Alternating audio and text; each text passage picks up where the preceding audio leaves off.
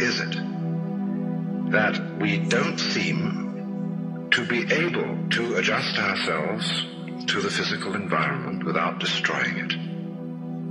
Why is it that in a way this culture represents in a unique fashion the law of diminishing returns, that our success is a failure, that we are building up, in other words, an enormous technological civilization which seems to promise the fulfillment of every wish almost at the touch of a button. And yet, as in so many fairy tales, when the wishes finally materialize, they're like fairy gold. They're not really material at all.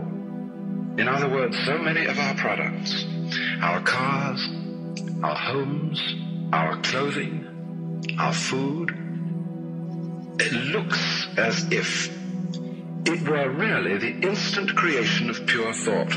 That is to say, it is thoroughly insubstantial, lacking in what the connoisseur of wine calls body. And in so many other ways, the riches that we produce are ephemeral. And as a result of that, we're frustrated. We're terribly frustrated. We feel that the only thing is to go on getting more and more.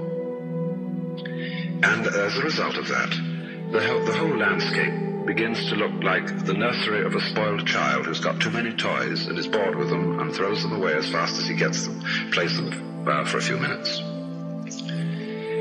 Also, we're dedicated to a tremendous war on the basic material dimensions of time and space.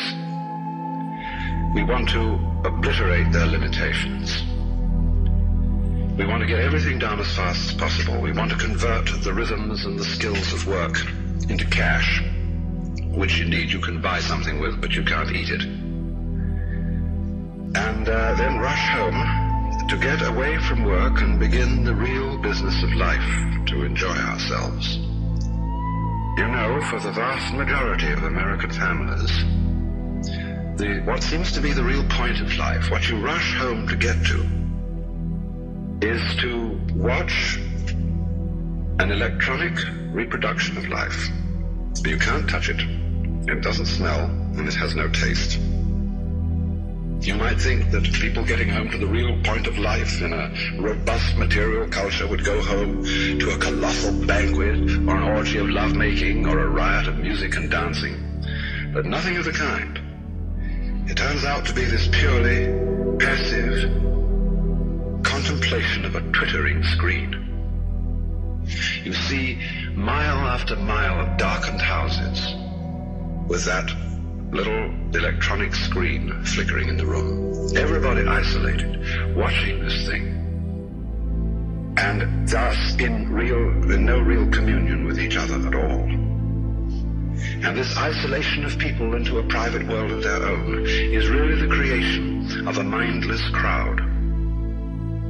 And so we don't get with each other, except for public expressions of getting rid of our hostility, like football or prize fighting. And even in the spectacles one sees on this television, it's perfectly proper to exhibit people slugging and slaying each other, but oh dear no, not people loving each other, except in a rather restrained way.